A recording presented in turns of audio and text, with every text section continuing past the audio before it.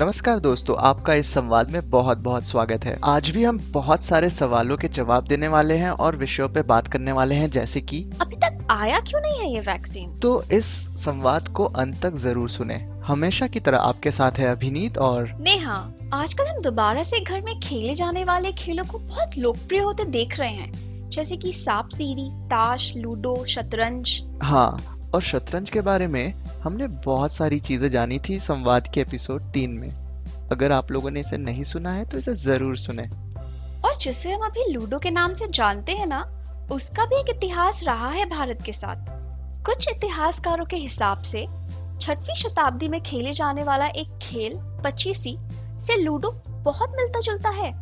और इतना ही नहीं, पचीसी खुद उससे भी पहले खेले जाने वाले खेल चौसर से मिलता जुलता माना जाता है। महाभारत के समय में पांडवों और कौरवों के बीच चौसर खेले जाने की बात कही गई है। एलोरा के गुफाओं में, जो कि महाराष्ट्र में एक यूनेस्को वर्ल्ड हेरिटेज साइट है, वहाँ इस खेल को खेले जाने का वर्णन है। मुगलों को भी ये खेल ऐसा माना जाता है कि बहुत पसंद आता था। खासकर अकबर को ये बहुत ही पसंद था। अंग्रेजों ने थोड़े बहुत बदलाव लाते हुए इस खेल को लूडो के हिसाब से पेटेंट कर दिया इंग्लैंड में सन 1896 में। और क्योंकि घर पर ही रहकर हम अपने दोस्तों के साथ और परिवार के साथ इन्हें ऑनलाइन खेल सकते हैं, इनकी लोकप्रियता अभी बहुत बढ़ गई है। खेलों को मूलतः 2 भागों में बांटा जाता है, इंडोर यानी कि घर पर खेले जाने वाले और आउटडोर यानी कि बाहर खेले जाने वाले। बाहर खेले जाने वाले खेलों का एक महत्वपूर्ण हिस्सा है उसे देखने वाले लोगों का, जो कि उन्हें लोकप्रिय बनाते हैं। जितनी बड़ी लोगों की भीड़ आती है देखने, उतना ही उन्हें लोकप्रिय कहा जा सकता है। खेल के साथ साथ कोई भी और मनोरंजन का साधन हो, उसे इसी पैमाने से तौला जा सकता है। तुम्हें ये जानकर हैरानी होगी कि एक समय में एक ऐसा खेल या कहा जाए मनोरंजन का साधन था जिसे देखने के लिए भीड़ भी बहुत होती थी और लोकप्रियता भी बहुत थी। परंतु अगर अभी के समय में उस खेल की केवल कल्पना की जाए तो सिर्फ उसी कल्पना से ही मानवाधिकार का उल्लंघन हो सकता है। इसके बारे में तुमने सुना तो जरूर होगा। मैं बात कर रहा हूँ ग्लैडिएटर्स के बारे में। ग्लैडिएटर्स को किसी अन्य ग्लैडिएटर के साथ या खूंखार जानवर जैसे कि बाघ के साथ इस मनोरंजन के अंतर्गत लड़ना होता था, और कई बार ग्लैडिएटर्स इसी के चलते मौत के घाट उतर जाते थे।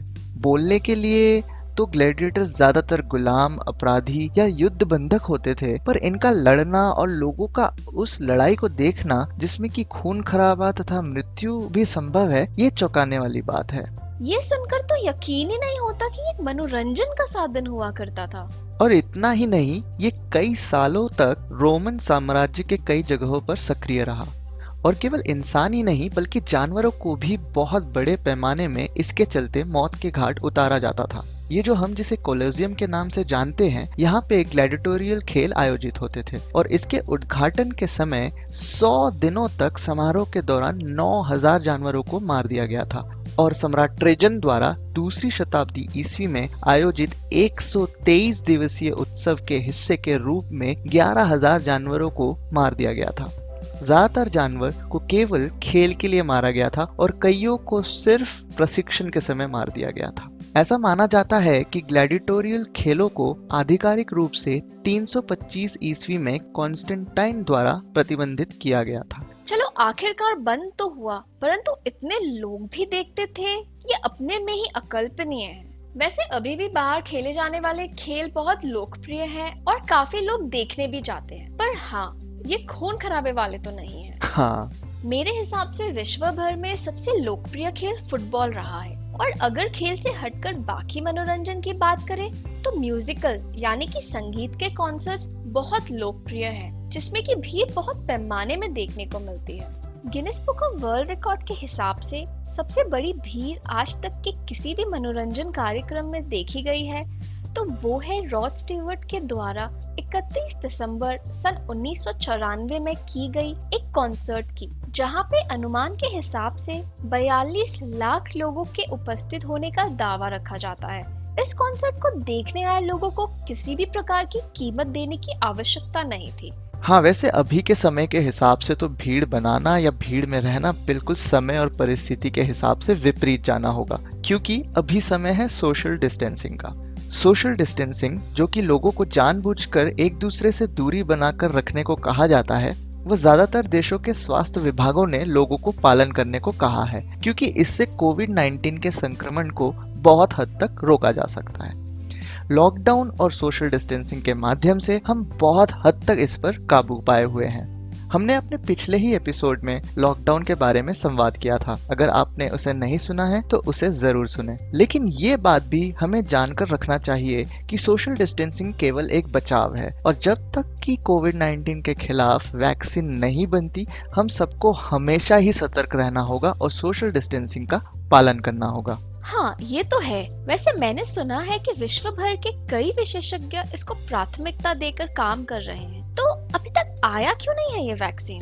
वैक्सीन बनाना और उसको लोगों तक पहुंचाना एक बहुत जटिल कार्य है। ध्यान रहे, मेरे बोलने का मतलब है कि ऐसा नहीं है कि किसी ने वैक्सीन की खोज की और लोगों को लगाना शुरू किया जा सकता है, क्योंकि वैक्सीन अपने में ही एक नई खोज होती है। उसको बहुत सारे चरणों से गुजरना पड़ता है। अभी के समय के वैक्सीनेशन का ऐतिहासिक रूप से अगर देखा जाए तो इसकी शुरुआत को जोड़ा जा सकता है बौद्ध भिक्षुओं के सन 1000 के आसपास में सांप का विष थोड़े मात्रा में लेकर सांप के विष से बचने के तरीके से।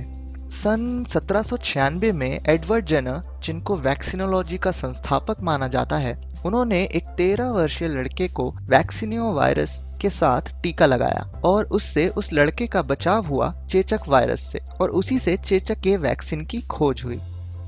परंतु बाद में जाकर यह भी माना गया कि क्योंकि लोगों को वैक्सीन देना कोई मामूली बात नहीं है, तो 20वीं शताब्दी में वैक्सीन के बनने और लगाने में नियंत्रण करने के कानून बनने लगे, और आज जो वैक्सीन डेवलपमेंट की प्रणाली है, उससे वैक्सीन कई चरणों से गुजरने के बाद ही लोगों तक पहुंच पाती है। इसमें पहले तो एक वैक्सीन की खोज की जाती है, उसके बाद बैचेस में लोगों के ऊपर धीरे धीरे इनका प्रयोग किया जाता है और शोध किया जाता है। जब सारे चरणों का परिणाम सकारात्मक हो, तब जाकर वैक्सीन लगाने लायक बनता है। फिर उनका विनिर्माण शुरू होता है बड़े स्तर पर, और शुरुआत के दिनों में सरकार द्वारा ही उसके कॉस्ट को उठाया जाता है। ओके। भारत के नेशनल इंस्टीट्यूट ऑफ इम्यूनोलॉजी के संस्थापक निर्देशक जीपी तलवार ने विशेष रूप से कुष्ठ रोग के लिए पहला स्वदेशी वैक्सीन विकसित किया है।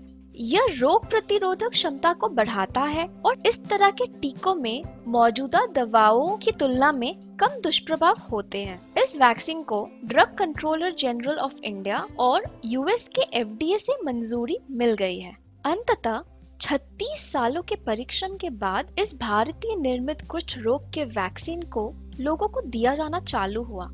सोचो, 36 साल लगे।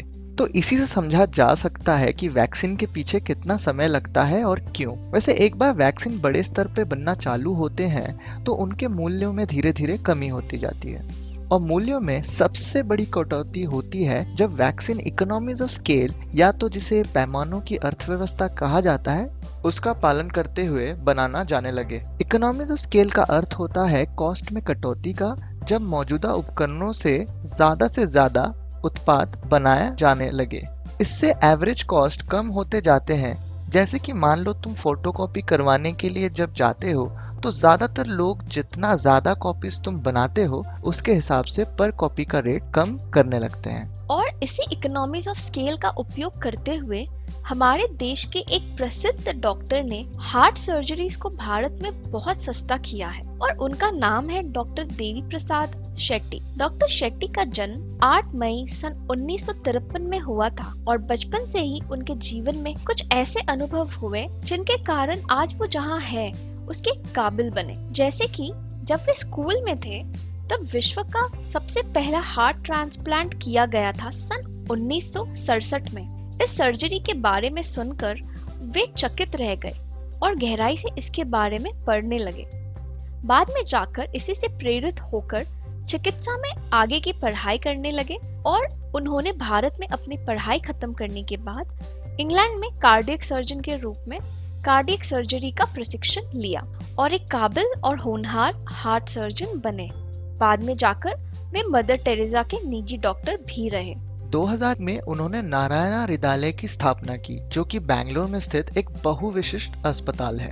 स्थापना के बाद नारायणा हृदयालय भारत के सबसे बड़े हेल्थ केयर समूह में से एक बन गया है, जो सभी के लिए विश्व स्तरीय, सस्ती, सुरक्षित और गुणवत्ता से देखभाल प्रदान करता है। तुम्हें ये जानकर हैरानी होगी कि उन्होंने अभी तक अपने जीवन काल में अपने टीम के साथ मिलकर 1,20,000 से अधिक हार्ट सर्जरीज की हैं, जिनमें से 40% बच्चे हैं। अकेले उन्होंने ही 15,000 से ज्यादा दिल के ऑपरेशंस किए हैं और भी करते जा रहे हैं। डॉक्टर शेट्टी ने फोर्ब्स मैगजीन के हिसाब से एक फैक्ट्री के असेंबली लाइन के प्रिसिजन से डॉक्टरों को एक के बाद एक हार्ट सर्जरी के लिए प्रशिक्षण दिया, जिससे कि हार्ट सर्जरी के एवरेज कॉस्ट में काफी कमी आई और विश्व भर में केवल सस्ती ही नहीं बल्कि सस्ती होने के साथ साथ क्वालिटी के कारण भी जाने जाने लगी। उन्हें इसी कारण से Henry Ford of heart surgery भी कहा जाता है। उन्होंने अपने साक्षात्कार में कहा है कि उन्होंने कभी किसी मरीज को पैसे की कमी होने के कारण बिना सर्जरी के वापस जाने नहीं दिया। डॉक्टर शेट्टी की एक और बड़ी उपलब्धि ये है कि उन्होंने समाज के कमजोर वर्गों के लिए स्वास्थ्य सेवा को किफायती बनाने की भी सोची और इसी से उन्होंने यशस्विनी माइक्रो हेल्थ इंश्योरेंस नाम से एक बहुत सस्ती स्वास्थ्य बीमा योजना की शुरुआत की। इससे मात्र 10 रुपए प्रति माह में लोगों को कवरेज मिलने लगा। कर्नाटका में 40 लाख लोग इस योजना का लाभ उठा रहे हैं और इस योजना से बहुत सारे हॉस्पिटल्स जुड़े हुए हैं। केवल भारत में ही नहीं, डॉक्टर शेट्टी एशिया और अफ्रीका के अन्य विकासशील देशों में नारायण हृदयालय हॉस्पिटल के मॉडल का विस्तार करने की योजना बना रहे हैं। सस्ती स्वास्थ्य सेवा के क्षेत्र में उनके योगदान के लिए 2004 में उन्हें पद्मश्री से सम्मानित किया गया। बाद में स्वास्थ्य के क्षेत्र में अतुल्य योगदान को निरंतर रूप से देने के लिए उन्हें 2012 में पद्म भूषण से भी सम्मानित किया गया। इनके बारे में इतना सब जानकर बहुत अच्छा लगा और हमें उम्मीद है कि आपको भी जरूर अच्छा लगा होगा और बहुत कुछ सीखने को भी मिला होगा। आपके समय के लिए बहुत बहुत धन्यवाद। अगर आपको ये एपिसोड पसंद आया है तो इसे जरूर लाइक और शेयर करें। हमारे चैनल को सब्सक्राइब करें। आपसे जल्द ही दोबारा मिलने की उम्मीद से अब हम आपसे विदा लेना चाहेंगे। धन्यवाद।